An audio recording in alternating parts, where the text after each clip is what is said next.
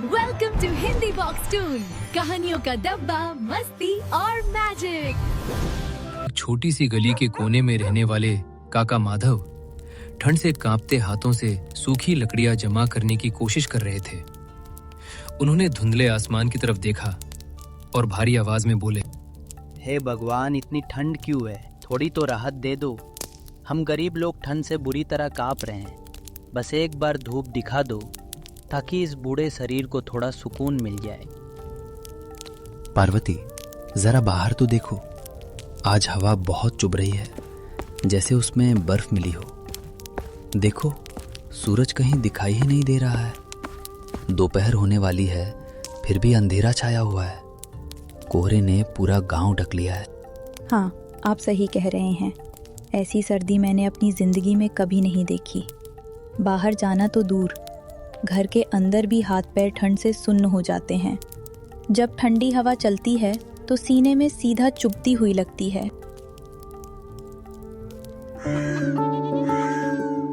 सबकी हालत खराब है, लेकिन मुझे आपकी चिंता हो रही है। इतनी कड़क सर्दी में आप सेठ की दुकान तक कैसे जाएंगे? आपको तो सुबह सवेरे ही वहाँ दुकान के काम के लिए पहुँचना पड़ता है।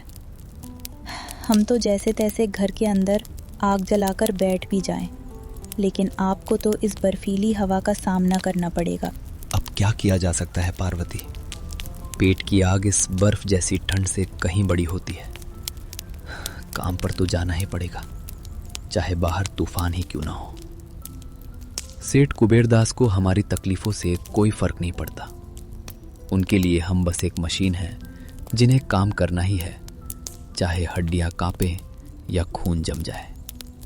अच्छा, अब मैं निकलता हूं। देर हुई तो साहब बिना वजह ही चिल्लाएंगे।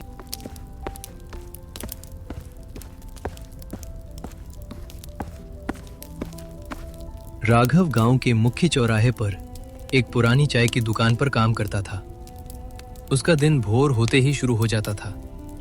कड़ाके की ठंड में उसे ठंडे पानी से बर्तन धोने पड़ते और चाय बनानी पड़ती थी। दिन भर की हाड़ तोड़ मेहनत के बाद जो कुछ पैसे उसे मिलते, उसी से उसके घर की शाम की रोटी का इंतजाम होता था। दोपहर के समय भी ऐसा सन्नाटा होता था जिसे रात हो गई हो। लोग अपने घरों में दुबके रहते और धूप के एक कतरे के लिए तरसते थे। गांव का वो पुराना बरगद का पेड़, जिसके नीचे बनी चौपाल पर हमेशा लोग इकट्ठा रहते थे, आज बिल्कुल खाली पड़ी थी। जहां कभी हंसी और ठहाके गूंजते थे, वहां आज सिर्फ बर्फीली हवाएं साए साए कर रही थी। ठंड ने गांव की रौनक को जैसे निगल ही लिया था। घर के अंदर पार्वती ने पुराने डिब्बे को उलट पुलट किया और उदास आवाज में बोली,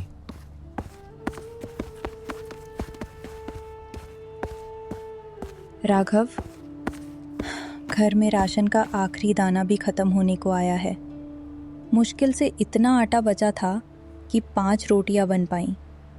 मैंने आपकी पोटली में 3 रोटियां रख दी हैं ताकि आप दिन भर काम कर सकें। बाकी बची 2 रोटियां बच्चों को दे दूंगी। मेरा क्या है, वैसे भी आज मेरा व्रत है तो मैं कुछ नहीं खाऊंगी। राघव अपनी पत्नी के झूठ को समझ गया। उसे पता था कि पार्वती अपने पेट को भुलाकर बच्चों और उसके लिए कुछ बचा रही है। उसने प्यार से पार्वती का हाथ पकड़ा और बोला, नहीं पार्वती, तुम झूठ मत बोलो। वो 2 रोटियां बच्चों को ही दे देना। उन्हें अभी बढ़ने की उम्र है, इसलिए उनकी भूख ज्यादा होती है। मैं आज दुकान पर एक प्याला चाय ज्यादा पी लूंगा, मेरा काम चल जाएगा। वैसे भी इन छोटे दिनों में भूख का पता ही नहीं चलता। तुम फिक्र मत करो। आज शाम को जब सेठ से मजदूरी मिलेगी तो मैं सीधे राशन लेकर घर आऊंगा। फिर रात को सब मिलकर ताज़ा खाना खाएंगे। पार्वती जानती थी कि एक प्याली चाय के बिना कड़ाके की ठंड में दिन भर हाड़ तोड़ मेहनत करना नामुमकिन है। लेकिन फटे हुए बटुए और खाली बर्तनों ने उसकी जुबान पर ताला लगा दिया था। गरीबी की बेड़ियां इंसान को खामोश रहना सिखा देती हैं। जैसे ही राघव ने लकड़ी का पुराना दरवाजा खोला, बाहर की बर्फीली हवा उसके चेहरे पर किसी चाबुक की तरह वार कर गई। आसमान से सफेद रुई के फाहों की तरह बर्फ गिर रही थी, जो देखते ही देखते जमीन को सफेद चादर से ढक रही थी। राघव के पास कोई मोटा ऊनी कोट या कंबल नहीं था। उसने सिर्फ एक पुरानी सूती कमीज और उसके ऊपर घिसी हुई पतली सदरी पहन रखी थी। बर्फबारी की वजह से उसका पूरा शरीर थरथराने लगा और दांत आपस में टकराने लगे। हर कदम पर ऐसा लग रहा था जैसे उसके खून की हरकत रुक गई हो। लेकिन उसके मन में बार बार बच्चों के भूखे चेहरे आ रहे थे और शाम के खाने की चिंता चल रही थी। ये चिंता इतनी ज्यादा थी कि ठंडी बर्फ भी उसके सामने कुछ नहीं लग रही थी। इतनी कड़ाके की ठंड थी कि शरीर सुन्न हो रहा था। फिर भी राघव चलता जा रहा था। उसे अपने मालिक की कड़ी बातें और ज्यादा काम याद आ रहा था, लेकिन वो रुक नहीं सकता था। अभी आसमान ठीक से उजला भी नहीं था कि राघव कांपते हुए चौराहे की दुकान पर पहुंच गया। वो समय पर था, पर उसकी हालत बहुत खराब थी, जैसे अब गिर ही जाएगा। दुकान के बाहर एक आराम कुर्सी पर सेठ कुबेरदास बैठे थे। उन्होंने मोटी ऊनी शॉल ओढ़ रखी थी और आराम से गर्म चाय पी रहे थे। अरे राघव, अब आ रहे हो? जरा आसमान की तरफ देखो। सूरज तो अभी निकला भी नहीं है, लेकिन घड़ी तो चल रही है। ग्राहक आकर लौट जा रहे हैं और तुम अब दिख रहे हो। ऐसे ढीले काम से दुकान नहीं चलती। राघव ने ठंड से जमे अपने हाथों को आपस में रगड़ा और धीरे से बोला, माफ करना सेठ जी, बाहर बहुत ज्यादा ठंड है। घुटनों तक बर्फ जमी हुई है। उसे पार करके आने में थोड़ा समय लग गया। शरीर पूरा जम सा गया है। ये बहाने किसी और को मत सुनाना। मुझे काम चाहिए, कहानी नहीं। जाओ, पीछे बर्तनों का ढेर है, उसे साफ करो। और हाँ, नल का पाइप जम गया है, इसलिए कुएं से ताजा पानी निकालकर इस्तेमाल करना। राघव के लिए उस बर्फ जैसे ठंडे पानी में हाथ डालना बहुत मुश्किल था। जैसे ही उसने पानी में हाथ डाला, उसके हाथों में तेज दर्द होने लगा, मानो नसें फट जाएंगी। लेकिन उसके कानों में पत्नी की बात बार बार गूंज रही थी, घर में अब एक दाना भी नहीं बचा है। कहते हैं ना, खाली पेट की जलन ठंडे पानी की चुभन से भी ज्यादा होती है। आज राघव को किसी भी तरह पैसे लेकर ही घर जाना था, नहीं तो उसके बच्चे आज रात फिर भूखे ही सो जाते। राघव ने बर्फ जैसे ठंडे पानी में हाथ डालकर सारे बर्तन अच्छे से धो दिए और फिर भट्टी जलाकर चाय बनाना शुरू किया। उबलती चाय की भाप और भट्टी की लपटों के पास खड़े होकर उसके सुन्न हो चुके शरीर में थोड़ी जान आई। उसे थोड़ी राहत महसूस हुई। चाय की खुशबू उसकी नाक से टकराई और उसे याद आया कि सुबह से उसने एक घूंट पानी तक नहीं पिया। गला सूख रहा था और ठंड के कारण सिर भी फटा जा रहा था। राघव ने सोचा, एक छोटा सा कप चाय पी लूं, शायद काम करने की थोड़ी और हिम्मत मिल जाए। उसने जैसे ही पुराने मिट्टी के कुल्हड़ में थोड़ी चाय निकाली, तभी सेठ कुबेरदास की सख्त नजरें उसके ऊपर पड़ गईं। राघव घबरा गया, उसके हाथ कांपने लगे। राघव, ये क्या हरकत है? मैं तुम्हें चाय बनाने के लिए पैसे देता हूं या मुफ्त में गलातर करने के लिए? बड़े नवाब बन रहे हो क्या? मैं इस दुकान का मालिक हूं और दिन में सिर्फ एक प्याली चाय पीता हूं, और तुम एक मामूली नौकर होकर मेरी मेहनत की चाय पर हाथ उठा रहे हो। माफ करना सेठ जी, सुबह से कुछ खाया नहीं है, बस शरीर में थोड़ी गर्मी लाने के लिए। चुप रह, बहाने मत बना। अब तक न जाने छुपकर कितनी चाय पी चुका होगा। आज तेरी शाम की मजदूरी से 2 कप चाय के पैसे काटूंगा, तब समझ आएगा कि मेहनत की कमाई क्या होती है। जा, चुपचाप काम कर, नहीं तो यहां से चला जा। राघव की आंखों में आंसू भर आए। वो सोचने लगा कि शाम को राशन के पैसे पहले ही कम थे और अब सेठ ने और पैसे काटने की धमकी दे दी। उसके बच्चों की रोटी अब और भी छोटी हो जाएगी। सेठ कुबेरदास का गुस्सा यहीं खत्म ही हुआ। वो अपनी जगह से उठकर राघव के सामने खड़ा हो गया। देख राघव, मुझे तेरी ये चोरियां पसंद नहीं। कल से दुकान पर अपनी शक्ल मत दिखाना, तेरी नौकरी खत्म। राघव के पैरों तले जमीन खिसक गई। वो हाथ जोड़कर सेठ के सामने मिन्नतें करने लगा। नहीं मालिक, ऐसा मत कीजिए। आज पहली बार मैंने चाय को हाथ लगाया था। बाहर इतनी ठंड है कि हड्डियां भी जम जाए। मेरे पास शरीर ढकने के लिए पुराना कपड़ा भी नहीं है। बस थोड़ी गर्मी पाने के लिए गलती हो गई। अब कभी ऐसा नहीं होगा मालिक, बस इस बार माफ कर दीजिए। राघव की आंखों में बेबसी देखकर भी सेठ का दिल नहीं पिघला। उसने मुंह फेरते हुए कहा, बहाने बंद कर। गरीब की सबसे बड़ी समस्या यही है कि वो हर बात में अपनी मजबूरी दिखाता है। मालिक, आज घर में एक दाना भी नहीं बचा है। बच्चे सुबह से भूखे मेरा इंतजार कर रहे होंगे। अगर आप पैसे काट देंगे तो मैं उन्हें क्या खिलाऊंगा? अरे जा, मैंने तेरे बच्चों को खिलाने की जिम्मेदारी नहीं ले रखी है। काम करना है तो चुपचाप कर, नहीं तो अभी बाहर निकल जा। और याद रख, शाम को पैसे काट कर ही मिलेंगे। राघव भारी मन लेकर भट्टी की तरफ लौट गया। उसके हाथ कांप रहे थे, फिर भी वो काम कर रहा था, लेकिन उसका दिमाग बिल्कुल सुन्न था। उसने कभी नहीं सोचा था कि एक घूंट चाय की कीमत उसके बच्चों की रोटी से चुकानी पड़ेगी। जैसे जैसे शाम करीब आ रही थी, राघव की चिंता और बढ़ती जा रही थी। उसे नहीं पता था कि गरीबी की परीक्षा अभी बाकी है। सूरज डूब चुका था और अंधेरा अपने साथ और भी तेज बर्फ जैसी ठंडी हवाएं लेकर आया था। राघव दुकान से अपनी थोड़ी सी मजदूरी लेकर निकला और राशन की दुकान पर पहुंचा। सेठ ने उसके पैसे बहुत काट लिए थे, इसलिए वो जरूरत का आधा सामान भी नहीं ले पाया। उदास मन और खाली जेब लेकर वो अपनी झोंपड़ी की तरफ चल पड़ा। जैसे ही उसने घर का दरवाजा खोला, पार्वती ने उसकी थकी हुई आंखें देखी और फिर छोटे से राशन के थैले को देखा। अरे, आप इतने परेशान क्यों लग रहे हैं? और ये थैला इतना हल्का क्यों है? इसमें तो बस 2-3 दिन का ही सामान है। क्या सेठ ने आज पूरी मजदूरी नहीं दी? राघव की हिम्मत टूट गई।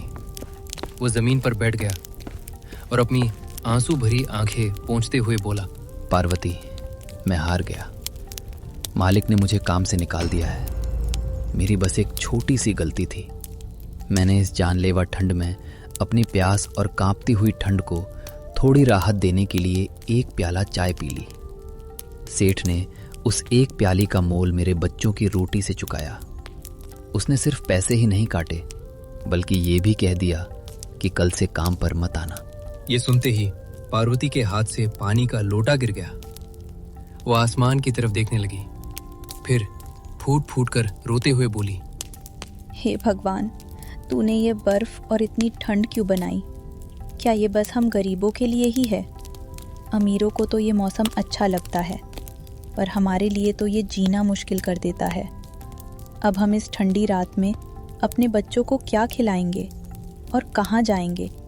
पार्वती की आंखों में आंसू देखकर राघव ने अपनी फटी हुई कमीज के कोने में बंधी गांठ खोली। उसमें कुछ पुराने और मुड़े हुए नोट थे। तुम फिक्र मत करो पार्वती, मैंने बहुत मुश्किल समय के लिए ये थोड़े से पैसे बचा कर रखे थे। इन्हें लो और कल बच्चों के लिए कुछ ऊनी कपड़े और एक छोटी सी रजाई ले आना। इस ठंड में उनके नाजुक शरीर इसे सह नहीं पाएंगे। पार्वती ने वे पैसे वापस राघव की हथेली पर रख दिए और भरे हुए गले से बोली, नहीं, ये पैसे आप अपने पास रखिए। अपनी हालत ही तो देखिए ज़रा।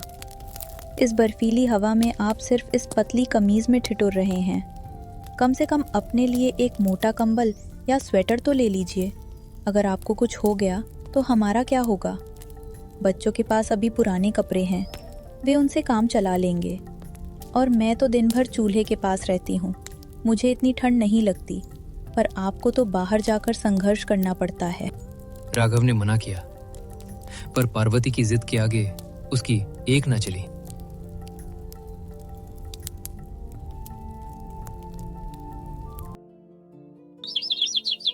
अगले दिन राघव भारी मन से बाजार गया।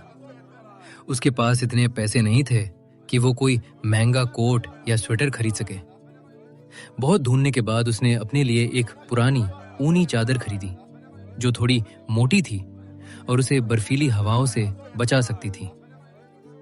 जब वो उस चादर को ओढ़कर घर लौटा तो उसकी आंखों में भविष्य को लेकर डर था, पर साथ ही थोड़ी सुकून भी था कि अब वो कम से कम बीमार नहीं पड़ेगा और अपने परिवार के लिए काम ढूंढता रहेगा। मिट्टी के चूल्हे में जलती लकड़ियां चटक रही थीं। घर के दोनों छोटे बच्चे अपनी मां पार्वती के पास दुबक कर बैठे थे और आग की लपटों से अपने नन्हे हाथ सेक रहे थे। पार्वती के चेहरे पर चिंता की लकीरें साफ दिख रही थीं, लेकिन वो बच्चों के सामने मुस्कुराने की कोशिश कर रही थी। राघव ने अपनी नई ऊनी चादर को कसकर ओढ़ा और लाठी उठाकर खड़ा हो गया। पार्वती, मैं बाजार जा रहा हूँ। हाथ पर हाथ धरकर बैठने से पेट की भूख नहीं मिटेगी। अगर आज घर पर रुक गया तो कल हम एक एक रोटी के लिए मोहताज हो जाएंगे। कहीं न कहीं तो किस्मत का दरवाजा खुलेगा ही।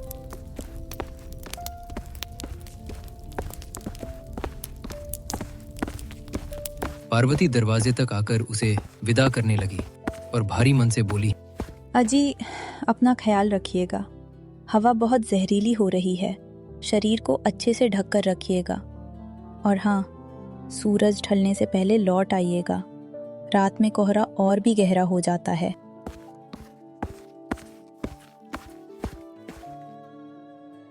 राघव बर्फीली हवाओं को चीरते हुए बाजार की ओर चल पड़ा।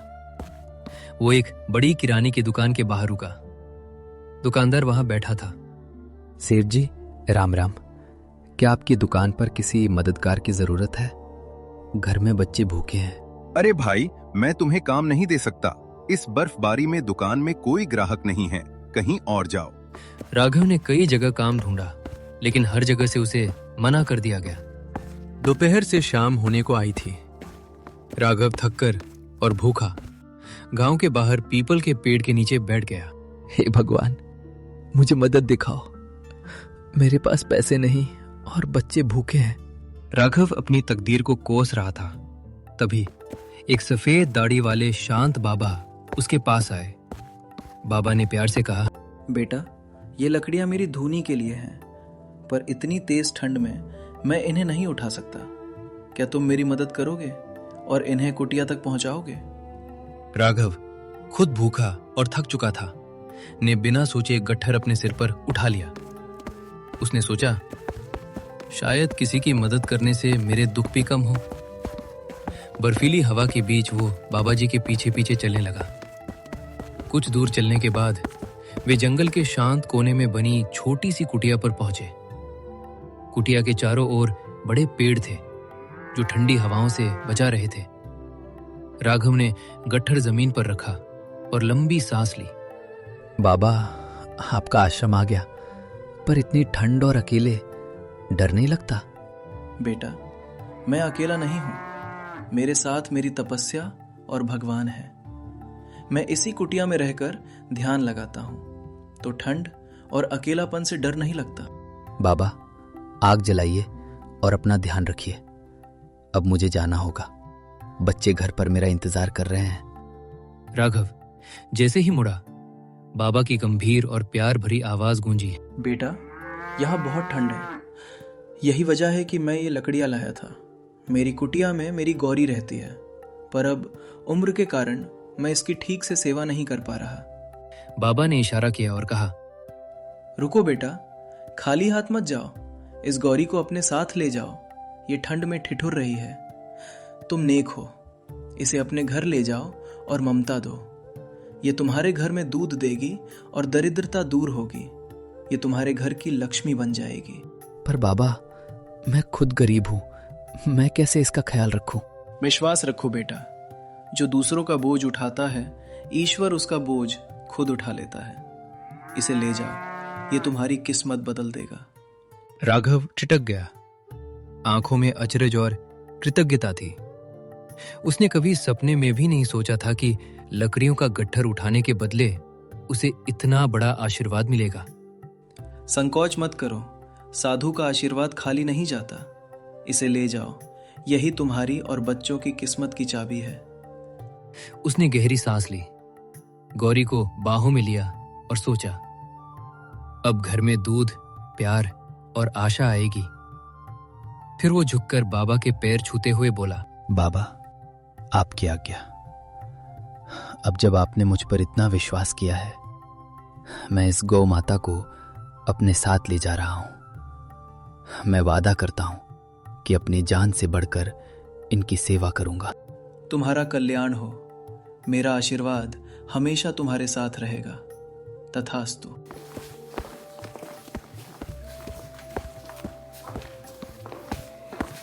राघव जब गौरी को लेकर अपने घर पहुंचा तो अंधेरा गहरा चुका था। दरवाजे पर खड़ी पार्वती ने जब राघव के साथ एक सुंदर गाय देखी तो वो हक्का बक्का रह गई। अरे, ये गाय कहाँ से आई? क्या किसी ने दान दी? राघव मुस्कुराया और पार्वती को साधु बाबा और लकड़ियों वाली पूरी बात बताई। पार्वती की आंखों में चमक आ गई। पार्वती, ये अब हमारे परिवार का हिस्सा है। बाबा ने इसे हमें आशीर्वाद समझ कर दिया है। तुम बच्चों के लिए खाना बनाओ, मैं इसके लिए घास ले आता हूं। तुम सच कह रहे हो? मैं पानी और कुछ खाने का इंतजाम करती हूँ। गौरी के आने से घर में गर्माहट और खुशियां लौट आई। बच्चों के चेहरे पर पहली बार मुस्कान आई। राघव ने समझा, ये गाय अब उनके घर की नई उम्मीद और सुख है। कुछ देर बाद जब राघव दूध निकालने बैठा, वो हैरान रह गया। दूध की बाल्टी ऊपर तक भर गई।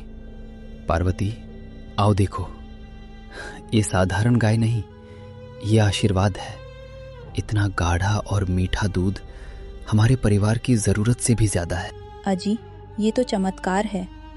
घर में राशन कम है, पर आज हमें ये अमृत मिला है। पहले गर्मा गर्म चाय बनाएंगे और फिर ताज़ा दूध पिएंगे। आज कोई भूखा नहीं सोएगा। बर्फीली रात में घर में गर्माहट और खुशी थी। राघव, पार्वती और बच्चों ने मिट्टी के कुल्हड़ों में गर्म दूध पिया। साधु महाराज का आशीर्वाद सच में काम आया। उस रात परिवार ने सुकून से नींद ली, क्योंकि उनके पास सहारा और उम्मीद दोनों थी।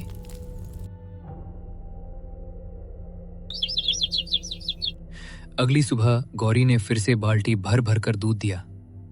पार्वती ने आंखों में चमक लिए राघव से कहा, राघव, हमारे पास खूब शुद्ध दूध है। क्यों ना हम चाय की छोटी दुकान खोल लें?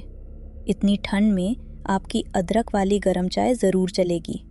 सोच तो अच्छी है पार्वती, लेकिन इसके लिए पैसे चाहिए।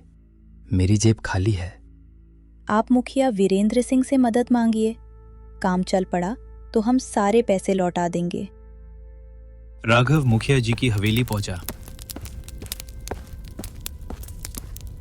हाथ जोड़कर उसने अपनी सारी बात उन्हें बता दी। मुखिया जी, मैं चाय की दुकान खोलना चाहता हूँ। अगर आप थोड़ा उधार दे दें तो मैं अपने बच्चों का पेट पाल सकूंगा। मुखिया जी ने राघव की ईमानदारी देखी और मुस्कुराए। फिर बोले, राघव, मेहनत करने वाले की मदद करना मेरा फर्ज है। बताओ, तुम्हें कितने पैसे चाहिए? राघव का मन खुशी से भर गया। उसने हिम्मत करके जरूरी पैसे मांगे। राघव, तुम्हारी ईमानदारी ही मेरी गारंटी है। ये लो पैसे, और आज से अपने सपनों की शुरुआत करो। पैसे पाकर राघव की आंखों में खुशी की आंसू आ गई।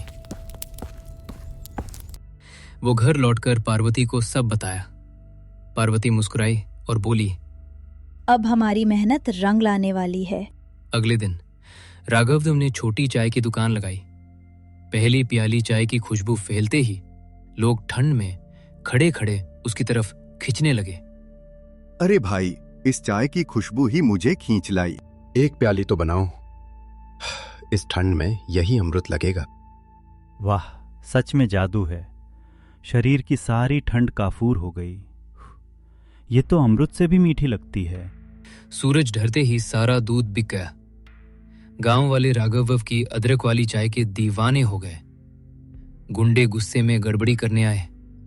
गुंडों ने गुस्से में कहा, सुन, तेरी दुकान बंद, और ये भी याद रख, गरीबों का यहाँ कोई वजूद नहीं। भाई साहब, मैं किसी को नुकसान नहीं पहुंचाना चाहता। ये गाय मेरी मदद करती है। थोड़ा शांत रहिए, सब सुरक्षित रहेंगे। तभी मुखिया वीरेंद्र सिंह और गांव के सम्मानित लोग आए और गुंडों को रोक दिया।